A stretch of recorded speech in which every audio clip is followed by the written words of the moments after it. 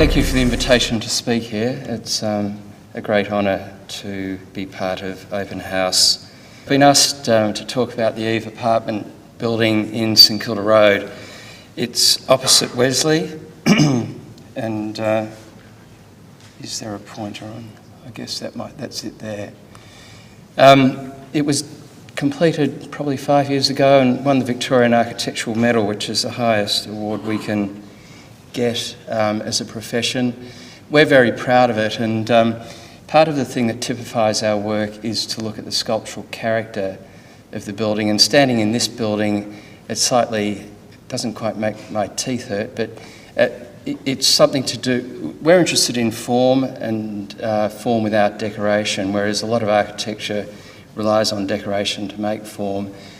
And the other thing that we were very interested in from an apartment point of view was the amenity of people who live in those buildings. And when our client approached us, we had quite a battle with the city of Port Phillip, which I won't go into.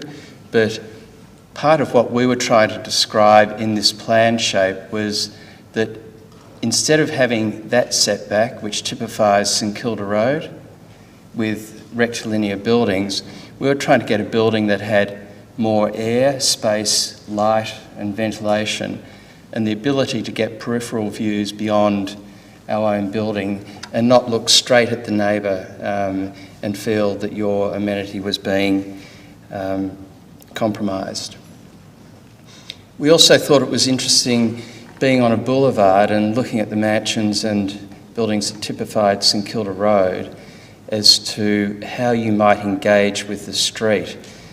We thought that with 240 apartments in the building, it needed certain facilities that community within the building could interact with, and the body corporate's now expanded to, as I understand it, to something way beyond that, where there's a sense of neighbourhood within the building. But we also thought it might be interesting at St Kilda Road here, entry, there's a 25-metre swimming pool behind pink glass, so if you're in the tram you can actually see people in their bathers jumping into a pool. There's gymnasiums, cinemas, meeting rooms, conference rooms, so if you live in an apartment you have an office downstairs and amenity too. You can arrange to have films with your friends. And then as the building rises, it's 15 levels high, it tapers, which did cause the form workers a degree of complexity. They loved us in the end, but we had our moments. And the apartments are separated into two cores with typical apartments of various sizes going up to penthouses on the roof. So that gives you an indication of the form of the building and the taper that I was mentioning, and it relative to its neighbours. And that's what it looks like from the oval at Wesley. So it's predominantly a platinum or silver building, typified by ribbons of glass that go around the perimeter, forming balustrades but continuing past the glazing line to offer privacy when you look in. The glass has a profile that's like a concertinaed prism-like quality, so at different times of the day, it appears different, refracts light, a bit like Dark Side of the Moon, and it casts shadow, which is what sculptural form does. And I would argue that some of the buildings that Mr. Clark designed, and what an amazing architect, rely on the basic form of the buildings, but all those mouldings, references and decorative elements that go onto the facade cast shadow to give a three-dimensional effect on that basically very simple box-like form, and we're trying to do a similar thing, although it's a more fluid form. You can see the pool on the bottom of that. And just some of the patterns that you get from a force perspective to the viewer, converging lines of shadow or positive lines of glass start giving this moulded fluid shape. And I think one of the important things about the amenity I mentioned for the inhabitants is generally in our work it's hard to see the end of the building. So it does engage you visually because you're not sure what's necessarily around the corner because there isn't a corner to the building.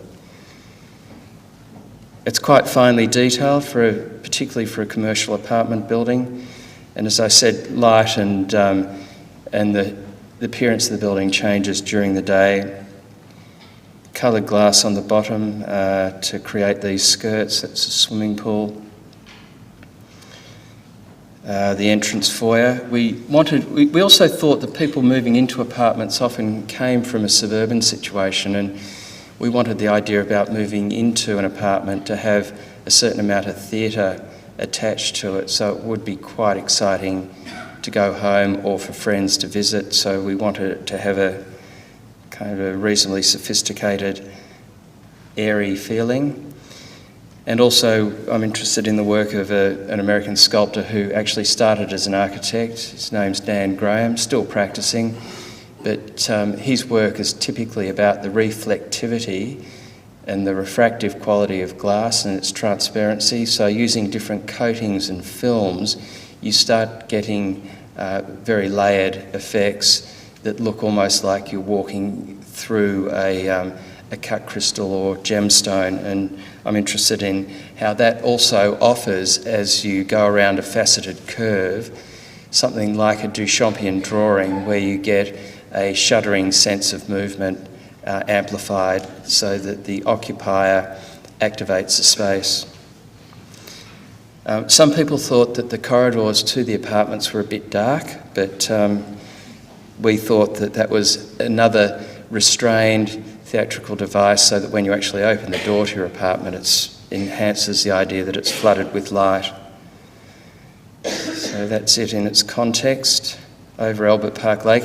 The other interesting thing, because St Kilda Road's so flat and often prone to flooding, that you can see this building from a lot of different spaces. And the building I wanted to finish on was the National Gallery, and I put this in because I think it's got, I think it's a very subtle building. I think it's got an amazing juxtaposition of muscularity and strength, and also a quiet, sober nature to it. And I dare say with some of the buildings that were shown of Mr. Clark's work, that from a civic point of view, being able to hold a boulevard and also demonstrate in the 1950s that this country, post all those fantastic buildings of the 19th and early 20th century building, in the mid-20th century moving forward, had the courage to look at contemporary architecture to house an extraordinary art collection. So thank you for your invitation tonight.